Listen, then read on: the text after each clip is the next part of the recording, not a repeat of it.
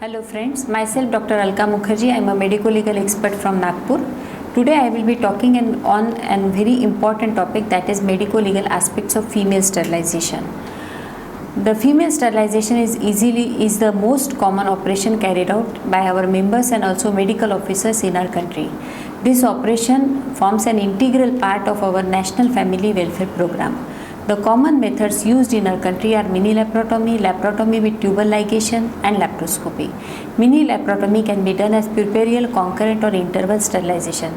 The medico-legal problems can arise due to many reasons. One of them is unqualified persons, inadequate training, unrecognized place, improper consent and wrong selection of patients, or maybe because of complications of the surgery during the procedure, failure of the procedure and sequel of procedures. So, I have used in this presentation these many guidelines, that is standards of the standards of female and male sterilization services 2006 guidelines by Government of India and the referral manual for female sterilization 2014. As I have said, female sterilization is the most popular surgery done in India, almost twice as much as the worldwide number, that is 39% of the female they undergo sterilization in India, which forms an important part of National Welfare Program, and it has played a major role in controlling population as compared to male sterilization. The contraceptive, here in the chart we can see the contraceptive uses in India, in which tubectomy is on the highest number. Coming to female sterilization, it is the most popular, very effective, safe and permanent method of sterilization. And though it looks very simple in expert science, it is associated with risk of morbidity and mortality. The names given to this method of sterilization, they are depending upon the name of the surgeon who performed it for the first time, the route of surgery, the instrument used and the period when it is performed, like modified Pomeroy's, Irving, Parkland, Uchida, Madliner's method, puerperial, interval, concurrent sterilization, laparoscopic or hysteroscopic sterilization, laparotomy, mini lap or colpotomy. Each method has its own advantages, risks, failures and limitations. Ideally, the surgeon should select the method which suits most to the patient and to himself, which should be simple, safe and effective. Coming to failed tubal sterilization. What is failed tubal sterilization? It includes the intrauterine pregnancy any time after sterilization procedure. It doesn't include the ectopic pregnancy, because ectopic pregnancy can happen in tubal sterilization. The incidence of failed tubal sterilization is 1 in 2000 to 3000 sterilization operation irrespective of the method used. Failure rate is higher with LSCS, puerperial sterilization, MTPs, young age and the Madliner's method. Coming to causes of failed tubal sterilization. It may be because of surgery during the luteal phase, patient may already be pregnant, or there may be spontaneous recanalization or proximal tuboperitoneal fistula. Inappropriate or inadequately performed procedures leading to continuation of fertility and pregnancy in less than 1 year. The potential areas of tubal action are: first of all, the consent, the investigations, the medications. It may be because of litigation, may be because of choice of or place of person doing the procedure. It may be because of anesthesia or anesthesia related complication, follow-up and tubectomy failure and death. Coming to methods. The methods are mini lap and laparoscopic ligation. Both are very simple, safe, highly effective, relatively pain-free, inexpensive, can be done as an ambulatory procedure, minimal damage to the tube, so it facilitates reversal. The choice of method to be used, such as mini lap or laparoscopic, should be left solely to the beneficiary and the family. Proper counseling is absolute must, and in that advantages, associated risk, failures, etc. must be explained to the patient in details. One should not forget to mention the method used in the operative notes. The first important question for litigation: who can perform the procedure? Eligibility of providers to perform the sterilization operation. Any person who is MBBS or above that degree with training in the sterilization procedure is able to perform the procedure. Coming to unrecognized place, In MTP Act, specific approval of the place is mentioned. Though there is no specific law governing the sterilization, most of our states have formulated elaborate guidelines requiring these procedures. Specification of the requirements of operation theatre are to be found in these guidelines, and in some states in Maharashtra, specific approval of place for sterilization procedure is a requirement of which some of our members may still be unaware. Coming to whether the place needs registration. Registration with local body is required for performing sterilization of the statistical data collection and for the purpose of insurance by government. Government has nowadays published standards for accreditation. About the place, this is the point where most of the litigation can happen. In MTP Act, specific approval of the place is mentioned. But though there is no specific law governing the sterilization, most of our states have formulated elaborate guidelines regarding these procedures. Specification of the requirements of operation theatre as to be found in these guidelines. These are given over here in the slide, and in some states of Maharashtra, specific approval of the place for sterilization procedure is a requirement of which some of our members may be still unaware. The state should maintain a district wise list of doctors empaneling for performing sterilization operation in public and accredited private NGOs facilities based on the above criteria. State should maintain a separate list for mini-lab, laparoscopic tubectomy, conventional and no scalpel vasectomy providers. Only those doctors whose names appear on the panel should be entitled to carry out sterilization operation in public and in accredited private or NGO facility. The panel should preferably be updated every 3 months or sooner if warranted.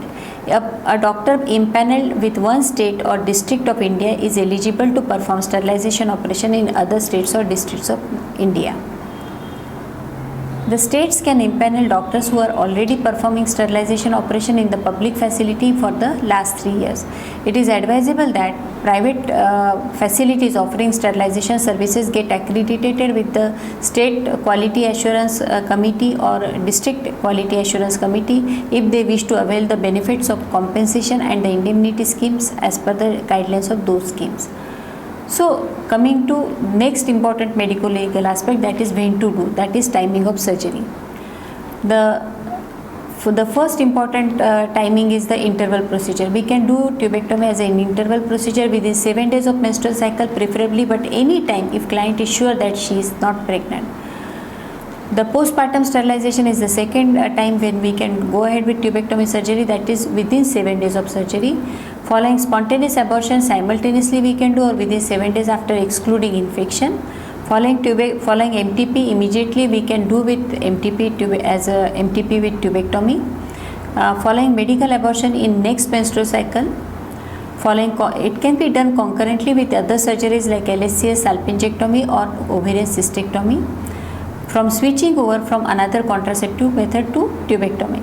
If the contraceptive method is oral contraceptive pill, it can be done anytime, but she can continue pill until the pack is finished to maintain her regular cycle.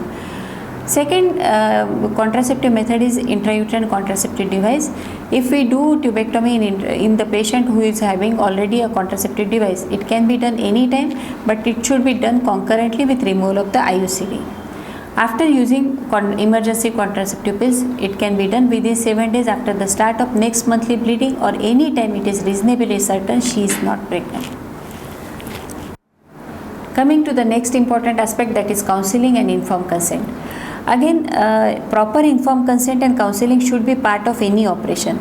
More so when the sterilization is being carried out, as this operation is to be carried out in a perfectly healthy patient by choice. In our country, the sterilization is shrouded in myths and misrepresentations. Often minor side effects are also exaggerated and unrelated occurrences blamed for the sterilization procedure. Naturally, they tend to create anxieties and apprehensions not only in the minds of those who are considering sterilization, but also in the minds of those who have already undergone this procedure. This makes counseling all the more important and should include discussion about other available options, especially vasectomy, because it has definitely carried less risk. Counseling and family planning is to make the well-informed, well-considered and voluntary decisions about fertility and to choose a contraceptive method. It should be client-centered approach by the doctor. It should enable the service provider to understand what the clients want about their attitudes, about their values, beliefs, family planning needs and preferences. Counselor can guide him or her towards the decision making. Provider or counselor should be non-judgmental. That is very important. Privacy in the form of auditory and visual and confidentiality should be maintained during the process of counseling. Counseling should help to provide complete information about sterilization and its effect and dispel out misconception and concerns. Coming to method specific counseling. One should use simplified schematic diagrams. One should counsel in the language the patient understands about all the available methods of family planning and procedures, what may happen before, during and after the surgery, its side effects and potential complications. They should make an informed decision for sterilization voluntarily. One should tell them it's a permanent procedure for preventing future pregnancies. It's a surgical procedure that has a possibility of complications including failure, requiring further management. It doesn't affect sexual pleasure, ability or performance. It will not affect the client's strength or ability to perform normal day-to-day functions. Sterilization does not protect against RTIs, STIs, HIVs and AIDS. A reversal of surgery is possible, but the reversal involves a major surgery and success of which cannot be guaranteed. In the unlikely event of any complication or failure or death, there is a redressal mechanism available in the form of an indemnity coverage. Coming to documentation of informed consent. Client's signature or thumb impression on the consent form is must. Signature of a witness or any person not associated with health facility and chosen by a client in case of thumb impression. Unfit client should be counseled for another method and reason for denial should be documented. Coming to informed consent. Consent for sterilization operation should not be obtained under influence or when the patient is under sedation. Client must sign the consent form for sterilization before the surgery, and the consent of spouse is not required for sterilization. Documenting denial of sterilization, it's very important. A client who is unfit for sterilization should be counseled and offered another method of contraception. The reason for denial of sterilization must be documented in the prescribed consent form. When a client evaluation indicates sterilization to be unsuitable for her either on medical or non-medical reasons, the client record should specify the reason. For example, the client has a condition that precludes surgery, client is uncertain about her choice, etc. The action taken by the provider should also be described, for example, referral or treatment, etc. These records should be kept at the service facility where the client was evaluated and the sterilization found unsuitable for her. Coming to eligibility criteria for clients undergoing female sterilization. The client should be ever married. Female client should be above the age of 22 years and below the age of 49 years. The couple should have at least one child whose age is above 1 year unless the sterilization is medically indicated. Clients or their spouses or partners must not have undergone sterilization in the past, not applicable in the case of failure of tubectomy, previous surgery. Sterilization. Clients must be in a sound state of mind. They should understand the full implications of sterilization. Mentally ill clients must be certified by a psychiatrist and a statement should be given by the legal guardian or spouse regarding the soundness of the client's state of mind.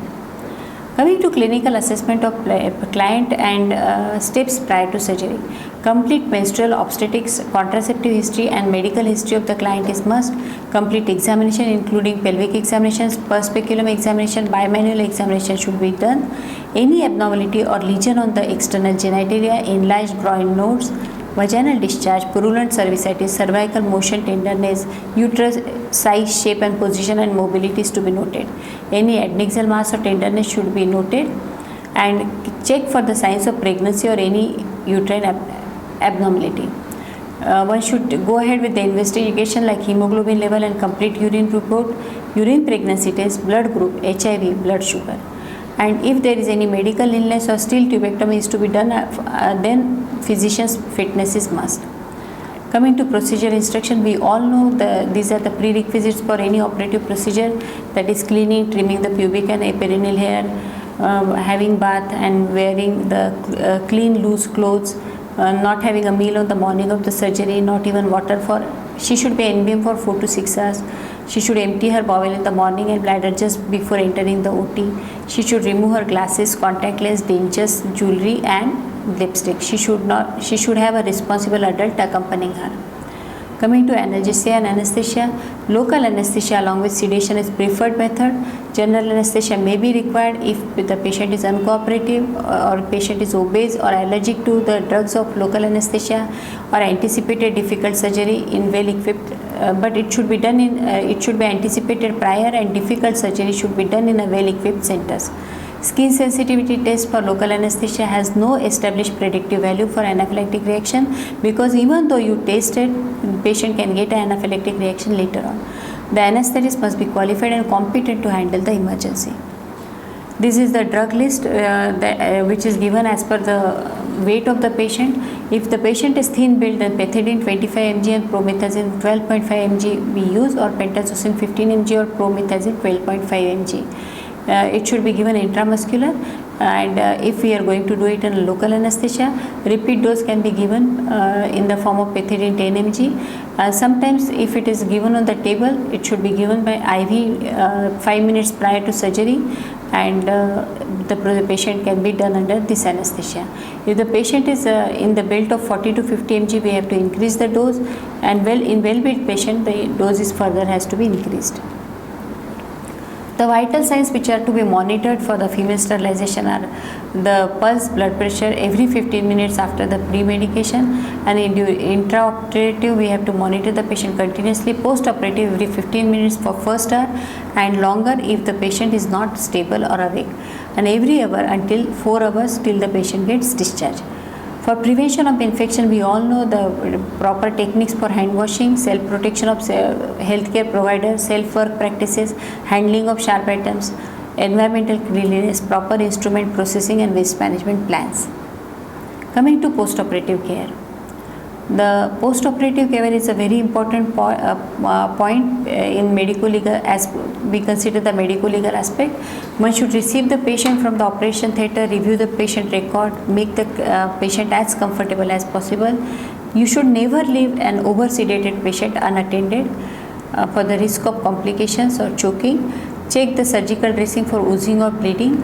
For interval cases, one should check for vaginal bleeding other than menstruation. If the client is bleeding, the surgeon should check for possible injury to the cervix that may have been caused by the valsalon while pushing the uterus from below.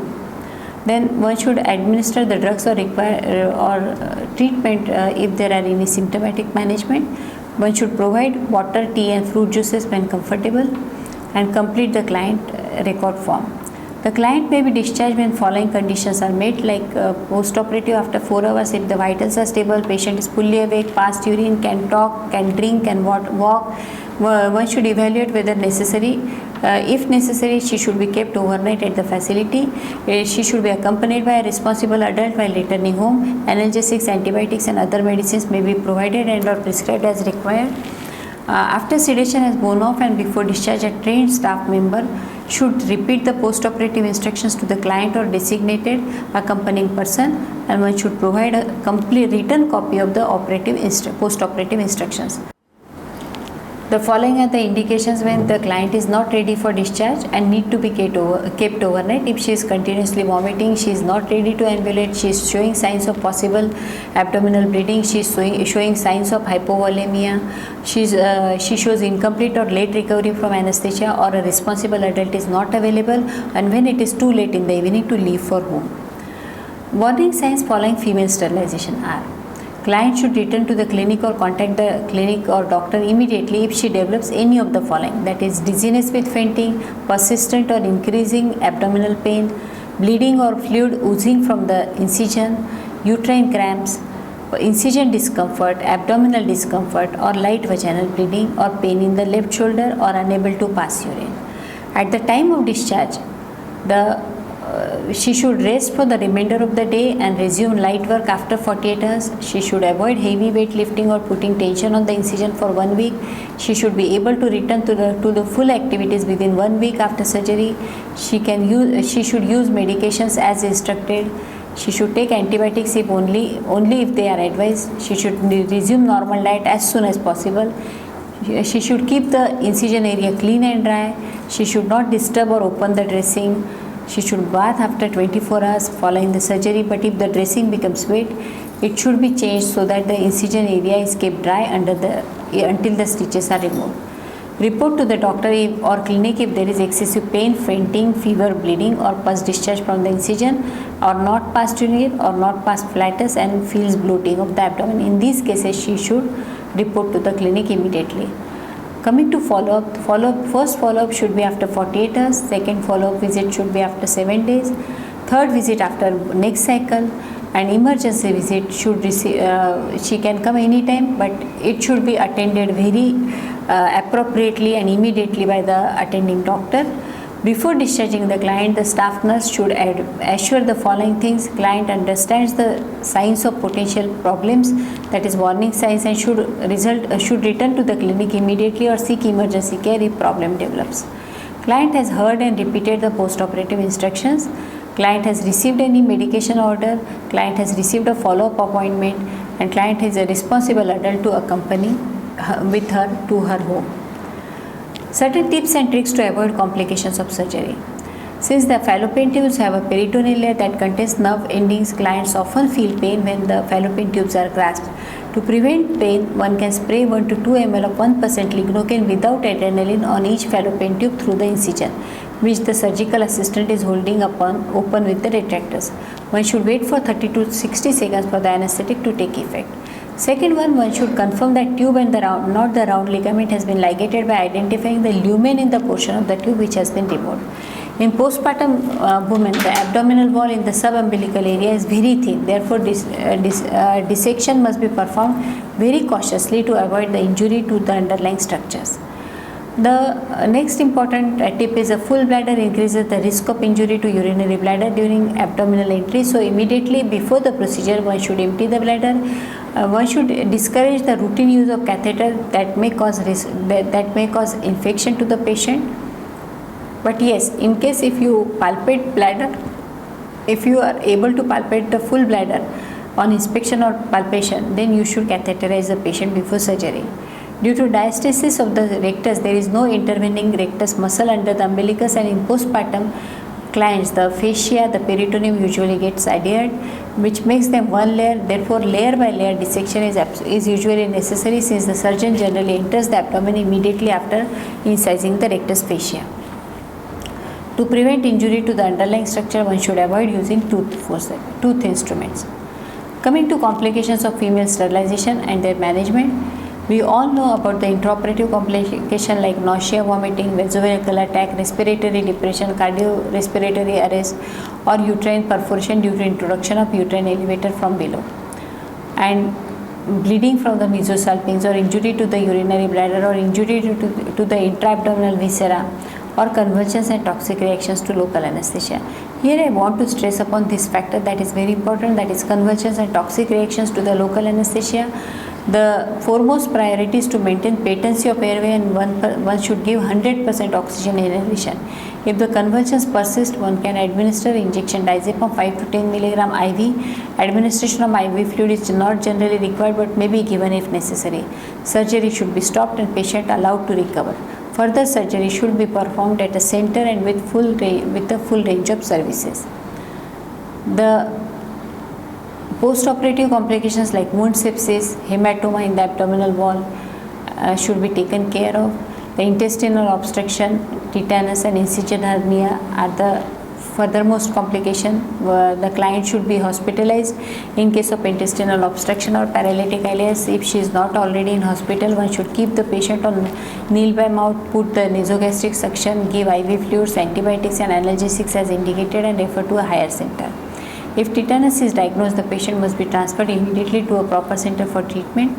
For incision hernia, it's a rare complication that needs surgical management. Failure of operation leads to pregnancy, either technical deficiency in the surgical procedure or spontaneous recanalization. For detecting the failure leading to pregnancy at the earliest, the client is advised to report to the facility immediately after missed periods. One should offer MTP and repeat sterilization surgery, or should be medically supported throughout the pregnancy if she wishes so. Ectopic pregnancy should be ruled out. Each case of sterilization failure should be reported to the District Quality Assurance Committee. They will conduct a preliminary investigation and report to the State Quality Assurance Committee. The District Quality Assurance Committee will in turn be responsible for communicating such information to the concerned insurance services providers for the compensation. The certificate of sterilization is must for all the patient. That should be issued after 1 month of surgery and after the first menstrual period by the medical officer of the facility. No medical condition prevent female sterilization. There are these 4 A, C, D, S indication. That is, A for accept, there is no medical reason to deny sterilization to a person with this condition. Caution, the procedure is normally conducted in a routine setting but with extra preparation and precautions. Delay, one should delay the procedure if until the condition is evaluated and or corrected, and alternative temporary methods of contraception should be provided. In special condition, the procedure should be undertaken in a setting with an experienced surgeon and staff. The equipment needed for providing general anesthesia and other backup medical facility. To meet this condition, the capacity to decide and most appropriate anesthesia regimen is also needed. Alternative temporary medicines of contraception should be provided if the referral is required or if there is otherwise any delay. The categories like pregnancy, the young pregnancy comes under D, category D. In young patients, they come under category C, that is clarification. The clarification for this is young women, like all women, should be counseled about the permanency of the sterilization and the availability of alternative long-term highly effective methods. Evidence studies show that up to 20% of women sterilized at a younger age later regret their decision, and that this younger age is one of the strongest predictors of regret, including request for reversal information and obtaining reversal that can be identified before surgery. Coming to parity, nulliparous and parous women both come under A category. The breastfeeding women comes under category A. Conditions included in caution, delay and special category. There is a list given. In caution, they included previous abdominal or pelvic surgery, obesity, controlled diabetes, controlled blood pressure, uncontrolled heart disease, history of ischemic heart disease, stroke, history of cerebrovascular accident, history of DVT or pulmonary embolism. One can delay surgery in these cases like severe iron deficiency, anemia, current pregnancy, 8 to 42 days after postpartum, pregnancy with severe preeclampsia or eclampsia, postpartum or post-abortion complications, current DVT or pulmonary embolism, major surgery with prolonged immobilization or abdominal skin infections. In special condition, again conditions that increase the chances of heart disease or stroke, that is older age, smoking, high blood pressure or diabetes, blood pressure more than 160 to 100, complicated heart disease, coagulation disorders, chronic lung diseases, endometriosis, pelvic tuberculosis and fixed uterus due to previous surgery. This is again the list of the patients in whom we should do surgery with caution. We can delay surgery in the middle part, and the special conditions are abdominal or wall or umbilical hernia or postpartum, post-abortion, uterine rupture or perforation, diabetes of 20 years standing with organ damage, hyperthyroidism and severe cirrhosis of liver and AIDS. They come under special condition. Coming to female sterilization in HIV or AIDS, no woman should be denied for sterilization based on HIV status. Women with HIV having AIDS, they are on antiretroviral therapy. They can safely undergo surgery. One should counsel women to use condoms even after sterilization. No woman should be pressurized for sterilization due to her HIV status.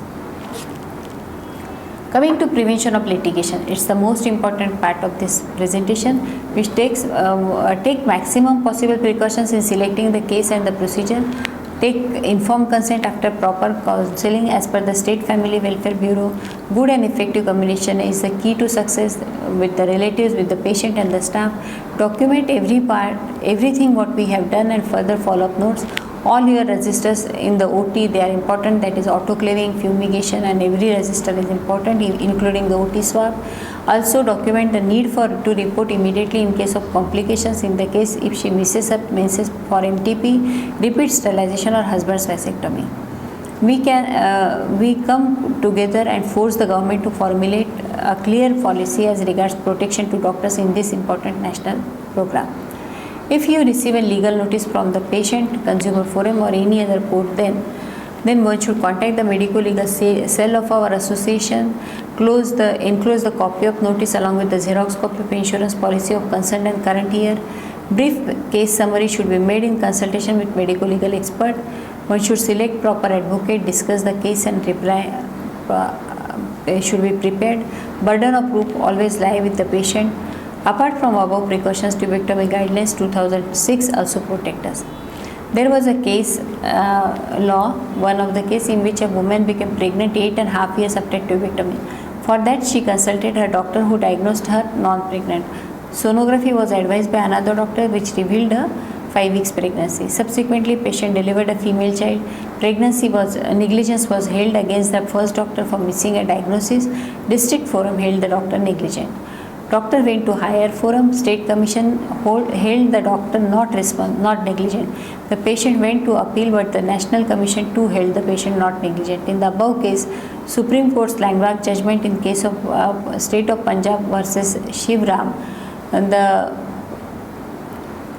court has held that no method of sterilization is 100% safe and secure.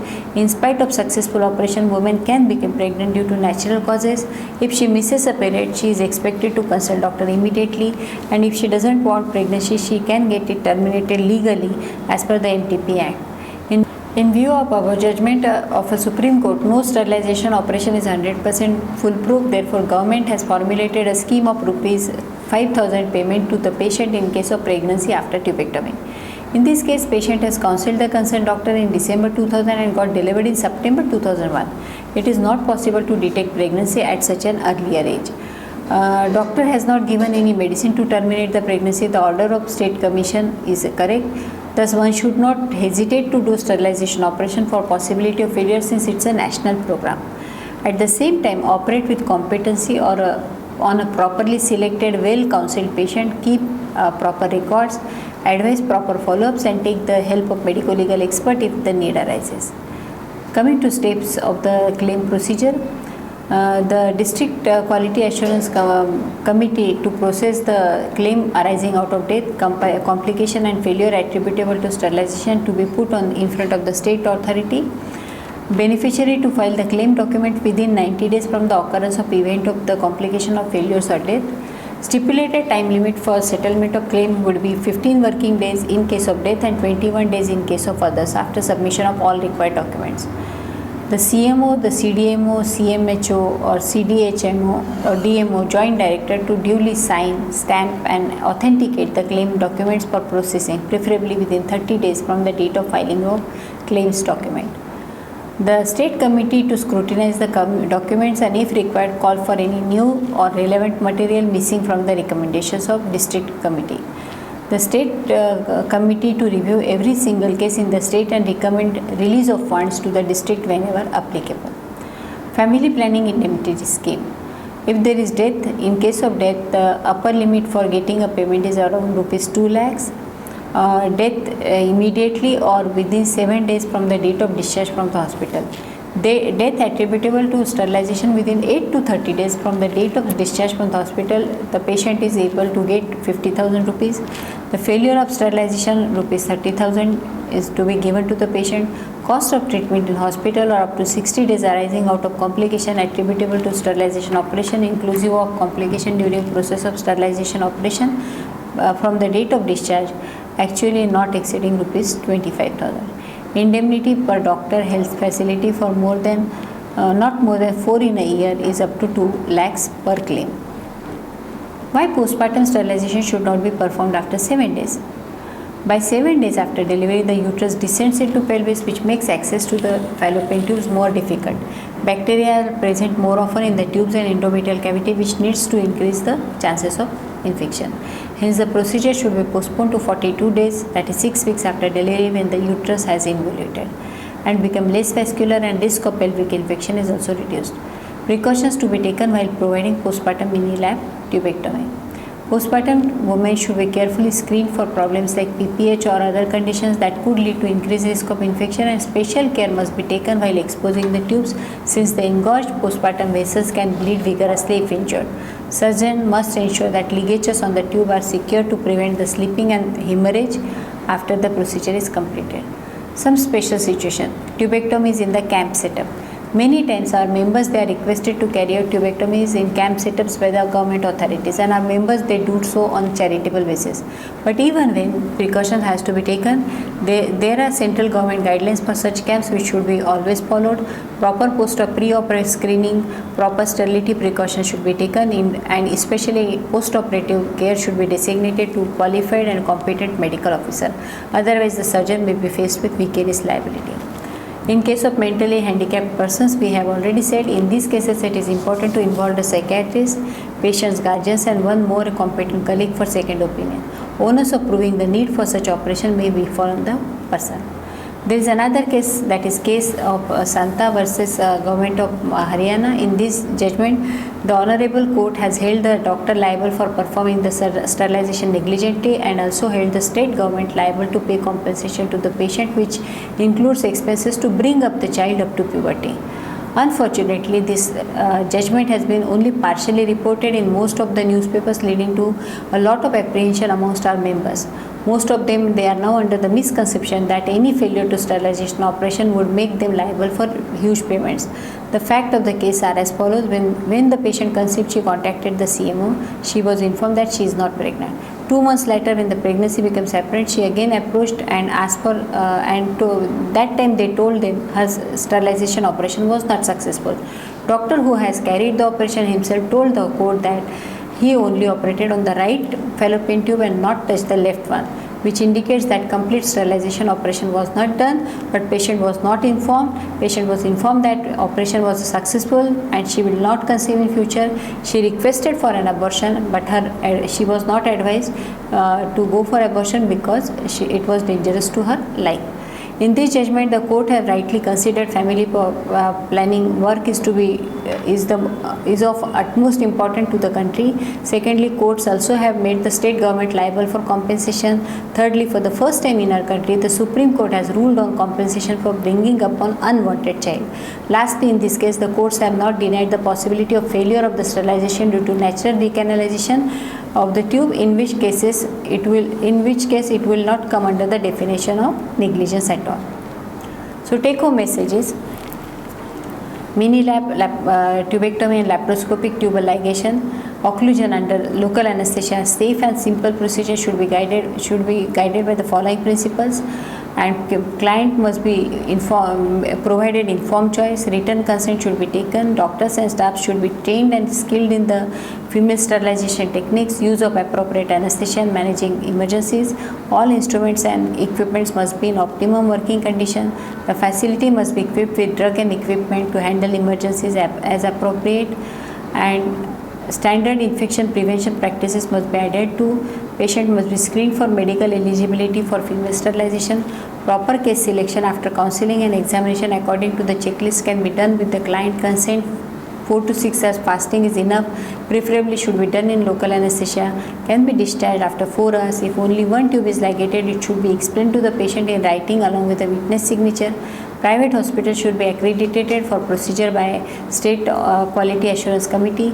Operating surgeon should be impaneled with the State Quality Assurance Committee of facility should be framed for self-assessment and improvement. So thank you so much for the patient hearing.